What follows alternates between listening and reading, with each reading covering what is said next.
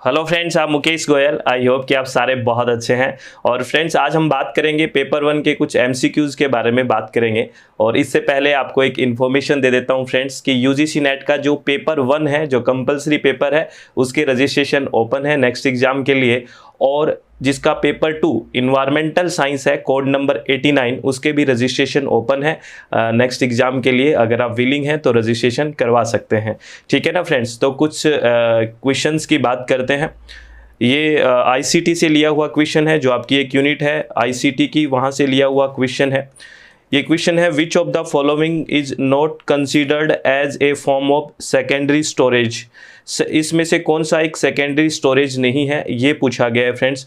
इस तरह के क्वेश्चंस का पैटर्न आ रहा है पेपर में। हमने जो पीछे के जो पेपर के रिव्यू किए हैं, थोड़ा बहुत लैंग्वेज चेंज करके ही आ रहा है प्राइमरी और सेकेंडरी मेमोरी के बारे में। ठीक है, तो हमें यहाँ समझ लेना है। ये कह रहा है कि कौन सा नहीं है सेकेंडरी स्टोरेज, यानी कि प्राइमरी स्टोरेज कौन सा है, आप बताइए।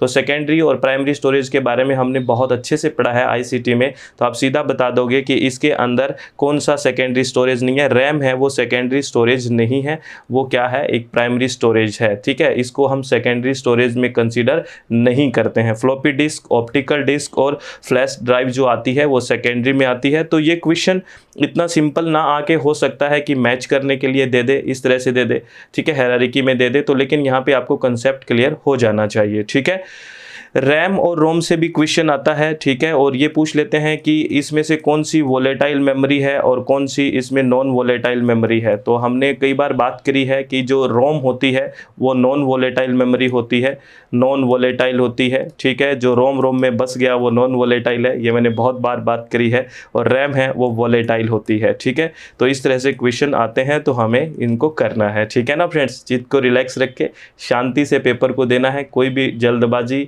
नहीं करनी है। ठीक है, अच्छे से क्वेश्चन को अटेम्प्ट करना है, हर एक क्वेश्चन के साथ फाइट करना है और रिलैक्स होकर क्वेश्चन को सॉल्व करना है।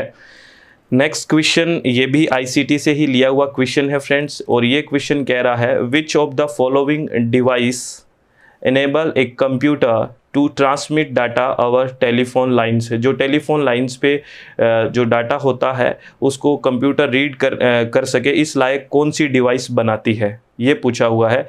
या फिर आपसे इस तरह से भी क्वेश्चन पूछा जा सकता है कि इंटरनेट सर्विस प्रोवाइड आईएसपी से कौन जुड़ा होता है। अब की बार आईएसपी की फुल फॉर्म भी शायद एक एग्जाम पे पूछी थी। इंटरनेट सर्विस प्रोवाइडर होता है आईएसपी, इससे डायरेक्ट कौन जुड़ा होता है। या फिर जो भी आपके डाटा होते हैं टेलीफोन लाइन के ऊपर, कंप्यूटर को पढ़ने लायक कौन बनाता है, कौन सी डिवाइस बनाता है, ये क्वेश्चन ये पूछा गया है। या फिर आपसे ये पूछ ले कि आईएसपी से कौन डायरेक्ट जुड़ा होता है, इस तरह से भी पूछा जा सकता है। या ये भी पूछा जा सकता है कि आईएसपी की फुल फॉर्म क्या है। तो इसका क्वेश्चन का आंसर क्या होगा, अब आप लोगों को समझ में आ गया होगा। इस सारे क्वेश्चन का जो मैंने बात करी है, आंसर होगा मॉडेम। ठीक है, अगर ये पूछे कि आईएसपी से कौन जुड़ा होगा, इंटरनेट सर्विस प्रोवाइडर से कौन जुड़ा होगा, तो मॉडेम जुड़ा होगा। या फिर जो भी टेलीफोन लाइंस के डाटा है उनको कंप्यूटर को पढ़ने लायक कौन सी डिवाइस बनाती है, वो भी मॉडेम होता है। ये आपको समझ में आ गया होगा। अच्छा क्वेश्चन है, आ सकता है रिपीट भी हो सकता है, तो ध्यान रखना फ्रेंड्स। ठीक है, हम बात करते हैं नेक्स्ट क्वेश्चन की। ये क्वेश्चन है रिसर्च एप्टीट्यूड से लिया हुआ क्वेश्चन है फ्रेंड्स, रिसर्च एप्टीट्यूड से, इसके बारे में बात करते हैं। ये कह रहा है कि in which of the following research paradigm, कौन से research paradigm the focus of concern is on interpreting reality in terms of participants perspective. Interpretive reality का मतलब होता है, इंटरप्रेट का मतलब होता है व्याख्या करना, रियलिटी का मतलब वास्तविकता, वास्तविकता को व्याख्या करना इन टर्म्स ऑफ, किस टर्म्स में, पार्टिसिपेंट्स पर्सपेक्टिव। पार्टिसिपेंट्स कौन से होते हैं, जो पार्टिसिपेंट कर रहे होते हैं, प्रतिभागी होते हैं, इनके पर्सपेक्टिव यानी कि परिप्रेक्ष्य में। ठीक है, तो इसमें कौन सी रिसर्च पैराडाइम पे आप फोकस करोगे, ये क्वेश्चन आपसे पूछा गया है। यानी कि in which of the following research paradigm the focus of concern is on interpreting reality, reality की व्याख्या करने के लिए in terms of participants prospective, यानी कि जो पार्टिसिपेंट है, जो हिस्सा ले रहे हैं, उसके प्रोस्पेक्टिव परिप्रेक्ष्य में। या फिर ये मान लो कि किसी के कल्चर को जानने के लिए भी अगर आपसे क्वेश्चन पूछे कि कौन सी रिसर्च होती है, ठीक है, तो सामान्यतः इसका एक ही आंसर जाता है, दैट इज एथनोग्राफिक रिसर्च। कौन सा है, एथनोग्राफिक रिसर्च, नृजातीय जो बोलते हैं हिंदी में। ठीक है, नृजातीय। ठीक है, इथिनोग्राफिक रिसर्च। ठीक है, ध्यान रखना है ये क्या कह रहा है कि कोई भी जो पार्टिसिपेंट्स होते हैं उसके परिप्रेक्ष्य में उसकी रियलिटी की व्याख्या करना, वास्तविकता की व्याख्या करने के लिए कौन सा रिसर्च पैराडाइम आप अपनाओगे, वो है इथिनोग्राफिक रिसर्च। ठीक है, ये चीज़ आपको ध्यान रखनी है। ठीक है फ्रेंड्स, बहुत अच्छा क्वेश्चन है, कई बार आ चुका है, दिसंबर में पिछली बार भी पूछा गया था, तो अभी रिपीट हो सकता है, हमें ध्यान रखना है। ठीक है, नेक्स्ट बात करते हैं अगले क्वेश्चन के बारे में। नेक्स्ट क्वेश्चन क्या है फ्रेंड्स, नेक्स्ट क्वेश्चन हमारा है रिसर्च से ही ये लिया हुआ है, research design that needs to collect factual information on a continuous basis. कोई भी फैक्चुअल बेसिस है, कोई भी तथ्यात्मक जो भी इंफॉर्मेशन है, सूचनाएं हैं, उनको अगर आप कंटिन्यूस बेसिस पे, लगातार बेसिस पे, लगातार रूप से अगर आप इकट्ठा करते हो फैक्चुअल इंफॉर्मेशन को, तो इस तरह की रिसर्च को क्या कहोगे? तो याद रखना वो होती है लॉन्गिट्यूडिनल स्टडी डिजाइन। बहुत बार इस क्वेश्चन के बारे में पढ़ा है और हमने कहा है कि क्रॉस सेक्शनल और लॉन्गिट्यूडिनल हम साथ पढ़ते हैं। अगर कंटिन्यूस की बात आती है तो लॉन्गिट्यूडिनल आता है, अगर कंटिन्यूस नहीं आके एक साथ अगर डाटा कलेक्शन की बात आती है दैट इज क्रॉस सेक्शनल आता है। तो इस चीज को पकड़ना है कि आपको कंटिन्यूस बेसिस पे डाटा का इंफॉर्मेशन का कलेक्शन करना है, that is longitudinal study design. ठीक है, बड़ा अच्छा क्वेश्चन है, आराम से चित्त को शांत करके इसका आंसर देना है।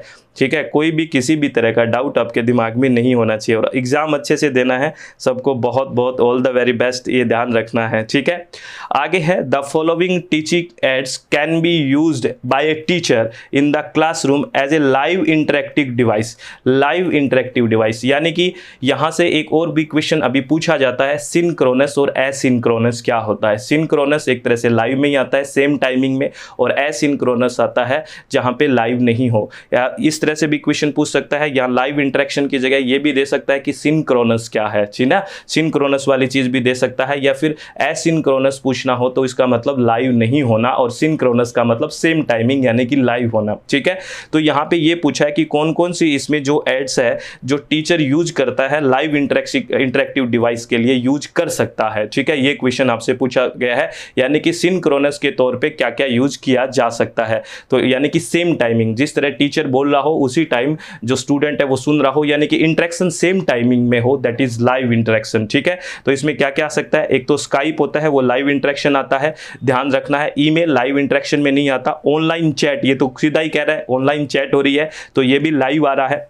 और टेली कॉन्फ्रेंसिंग, ये भी लाइव में ही आता है। ठीक है, ब्लॉग, फेसबुक और ईमेल ये लाइव में नहीं आता है, ये एसिंक्रोनस होता है। ध्यान रखना, क्वेश्चन का फॉर्मेट बदल के आपसे एसिंक्रोनस भी पूछा जा सकता है। अभी हमने बात की है सिंक्रोनस की, लाइव की, तो इसमें क्या क्या है, स्काइप है, ऑनलाइन चैट है, टेली कॉन्फ्रेंसिंग है। ठीक है, यानी कि इसका आंसर जाएगा बी, सी और डी। तो हमें देखना है बी, सी और डी किस में है, बी, सी और डी इस सेकंड में है। ठीक है ना फ्रेंड्स, बात समझ में आ गई? चलो वेरी गुड, बहुत अच्छी बात है। ठीक है, अपने आप को रिलैक्स रखना है, चित्त को शांत रखना है। बड़े इजी क्वेश्चन है, कोई टेंशन लेने वाली बात ही नहीं है। फॉर्मेटिव इवैल्यूएशन, ये तो आपको पता ही है, आ ही रहा है, जो टीचिंग एप्टीट्यूड में इवैल्यूएशन से क्वेश्चन आ रहा है, ये टीचिंग एप्टीट्यूड से लिया हुआ क्वेश्चन है। हमने बात करी है बहुत सारे क्वेश्चंस में कि फॉर्मेटिव इवैल्यूएशन होता है, सुमेटिव इवैल्यूएशन होता है, क्राइटेरिया रेफरेंस्ड इवैल्यूएशन होता है, नॉर्म रेफरेंस इवैल्यूएशन होता है। तो यहाँ पे ये पूछा है फॉर्मेटिव इवैल्यूएशन जो कंटिन्यूस इवैल्यूएशन होता है, कंटिन्यूस इवैल्यूएशन होता है, इसका मेन ऑब्जेक्टिव क्या है, इसका कंटिन्यूस इवैल्यूएशन करने का मुख्य ध्येय क्या है, मुख्य ऑब्जेक्टिव क्या है? तो आप बताइए। To promote students to the next class, नहीं, ये तो सुमेटिव भी से भी कर सकते हैं, नेक्स्ट क्लास में प्रमोट। तो फॉर्मेटिव का क्या है main, to enhance students learning, students की जो सीखने की क्षमता है उसको बढ़ाना, लर्न करने की जो सीखने की जो क्षमता है स्टूडेंट उसको बढ़ाना, ये बात होती है। क्योंकि कंटिन्यूस बेसिस पे अगर आप किसी का इवैल्यूएशन करते हो तो सीधी सी बात है, उनके क्या क्या उसके वीक पॉइंट है उसको भी आप कंटिन्यू देख रहे हो, तो उसकी जो सीखने की जो क्षमता है उसमें वृद्धि होगी, बढ़ेगा, यानी कि इनहांस स्टूडेंट्स लर्निंग, स्टूडेंट्स की लर्निंग को बढ़ाने के लिए हम फॉर्मेटिव इवैल्यूएशन करते हैं, या इसका मेन एम जो मेन ऑब्जेक्टिव होता है वो क्या होता है, to enhance students learning, student की सीखने की क्षमता को बढ़ाना। ये क्वेश्चन बड़ा अच्छा है, बार बार रिपीट हो रहा है। ठीक है, लैंग्वेज को थोड़ा थोड़ा इधर करके पूछ लेते हैं, लेकिन क्वेश्चन यही होता है, थोड़ा ध्यान से करना। ठीक है, नेक्स्ट क्वेश्चन हायर एजुकेशन से लिया हुआ क्वेश्चन है। ठीक है ना फ्रेंड्स, ये कह रहा है during which year the present system of affiliation of college to the universities was introduced in the India. ये कह रहे हैं कि जो हम कॉलेज एफिलेट होते हैं ना यूनिवर्सिटीज़ से, आपने देखा है ना ये कॉलेज इस यूनिवर्सिटी के अंडर है, यानी कि उस यूनिवर्सिटी से एफिलेटेड है। जो ये कल्चर शुरू हुआ, ये जो सिस्टम शुरू हुआ, ये इंडिया में कब शुरू हुआ, ये क्वेश्चन पूछा गया है। तो याद रखना, हमने हायर एजुकेशन के में पढ़ा है, बहुत सारी बातें करी है, और ये जो इंट्रोड्यूस हुआ इंडिया में वो हुआ 1857 में, 1857 में। ध्यान रखना है, बहुत इंपॉर्टेंट क्वेश्चन है और बहुत अच्छा क्वेश्चन है। मैं ये कह रहा हूं कि जो कॉलेज एफिलेटेड होते हैं ना यूनिवर्सिटीज से, आपको पता है ना यूनिवर्सिटीज से एफिलेटेड होते हैं कॉलेज, तो ये जो कल्चर है, जो ये सिस्टम है, जो ये प्रेजेंट सिस्टम है, ये इंडिया में कब इंट्रोड्यूस्ड हुआ ये पूछा गया है। तो ये हुआ 1857, 1857 में। ठीक है, इसमें बहुत सारी बातें हमने हायर एजुकेशन में की है। अगर आपके पास टाइम है, जिनका कल यानी कि 17 अक्टूबर को एग्जाम है, उनके लिए मैं कहूँगा कि हायर एजुकेशन की जो 1 आवर की वीडियो है, अगर आपके पास टाइम है तो आप प्लीज़ वो जरूर देखें। पीपल डेवलपमेंट एंड इन्वायरमेंट की जो वीडियो है 1 आवर की, वो भी आप जरूर देखें। उसको स्पीड अप करके देख लें, 1.5 करके देख लें, तो टाइम आपका बच जाएगा। और जितनी भी MCQs की वीडियोस हैं वो जरूर देखें फ्रेंड्स। ठीक है, इससे आपका कंसेप्ट बड़ा अच्छा क्लियर होगा। अगर लास्ट टाइम में देखना चाहते हो तो यही इतना ही देखे जाना है, आगे ज़्यादा डिस्टर्ब अपने माइंड को नहीं करना है। आप अच्छे से तैयारी करें, किसी भी तरह का कोई भी टेंशन दिमाग में नहीं लेनी है, खुशी से पढ़ाई करनी है और शांति से चित्त को रिलैक्स करके आपका पेपर दे के आना है। आपका पेपर बहुत अच्छा होगा। सभी को all the very best. Thank you, thanks a lot friends.